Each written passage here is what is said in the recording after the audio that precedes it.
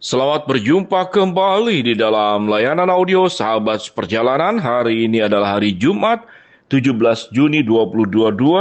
Tema renungan saat teduh kita dengan judul Ojo ke Susu atau Jangan Terburu-buru.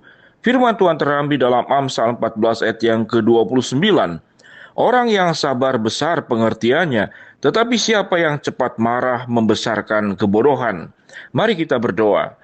Bapa yang di dalam surga, kami bisa terus belajar dari kebenaran firman Allah ataupun tokoh-tokoh dalam dunia ini yang memberikan banyak keteladanan di dalam menjalani kehidupannya.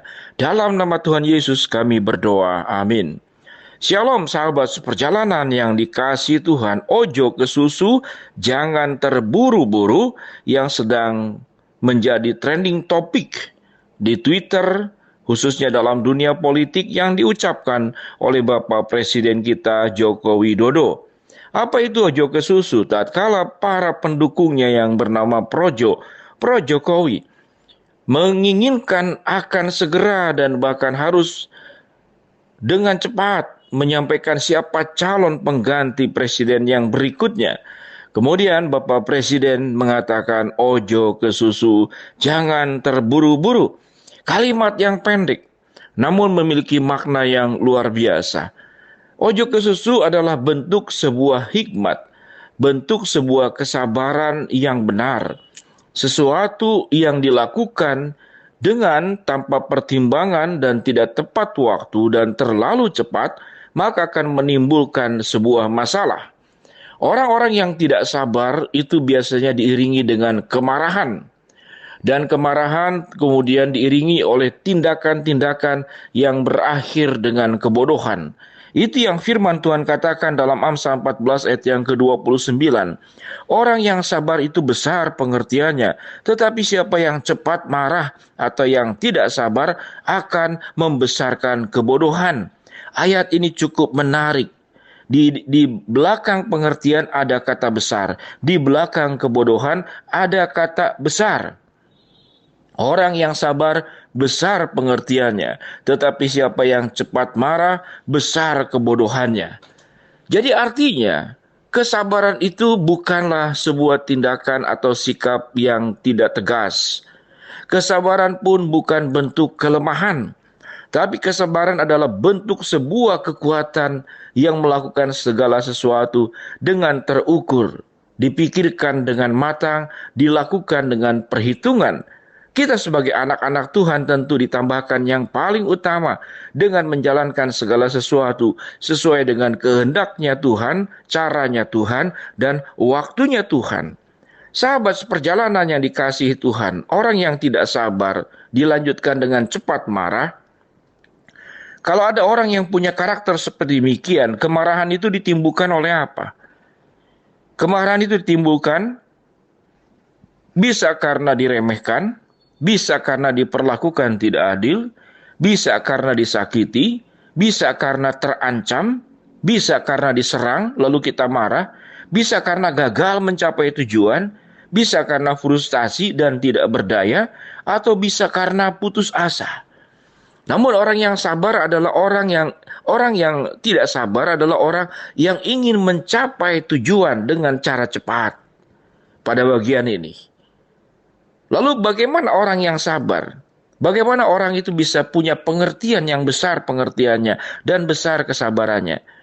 Karena dia menjalani hidup itu dengan keikhlasan, menjalani hidup ini dengan ketulusan, menjalani hidup ini dengan pribadi dan iman yang kuat, menjalani hidup ini dengan sebuah sifat pemaaf, dan menjalani hidup ini dengan tidak banyak mengeluh, namun penuh dengan syukur.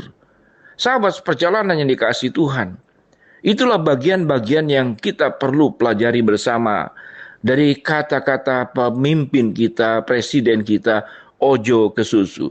Jangan terburu-buru. Jangan terburu-buru menghakimi Tuhan. Jangan terburu-buru menyalahkan keadaan. Jangan terburu-buru bertindak. Jangan terburu-buru berbicara. Jangan terburu-buru menilai, apalagi menghakimi orang lain. Maka kesabaran akan membuat kita menjadi orang yang penuh dengan pengertian, besar dengan pengertiannya. Namun orang yang tidak sabar dan pemarah, dia akan besar kebodohannya. Itu yang dikatakan dalam Amsal 14 ayat yang ke-29. Orang yang sabar, ciri yang tadi dijelaskan adalah orang yang ikhlas, orang yang tulus, orang yang tidak pengeluh. Ada sebuah kisah, satu keluarga yang punya ayam, punya keledai, dan punya domba. Ini kisah terdahulu. Lalu kemudian pada saat bangun pagi dia lihat ayamnya sudah tidak ada.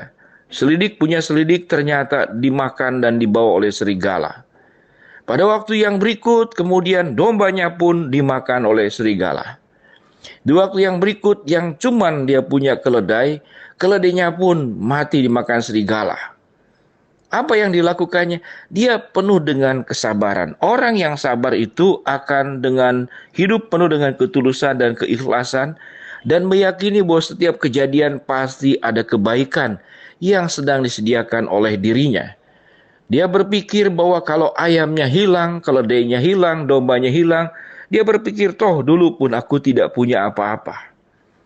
Kemudian satu kali karena dia sudah tidak punya lagi ketiga binatang tersebut, pagi-paginya dia terbangun, ada keributan, tengah malamnya dia tidak berani keluar seperti ada orang kerusuhan di luar rumahnya.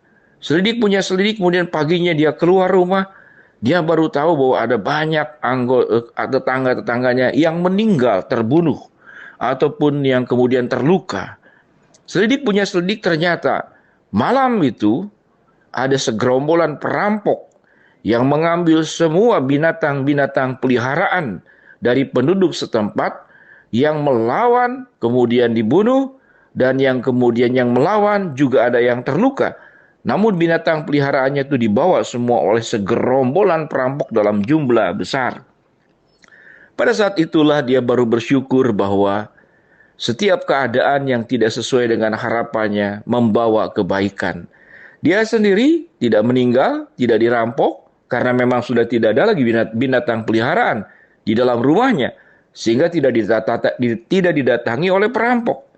Sahabat seperjalanan yang dikasihi Tuhan, ini adalah kisah.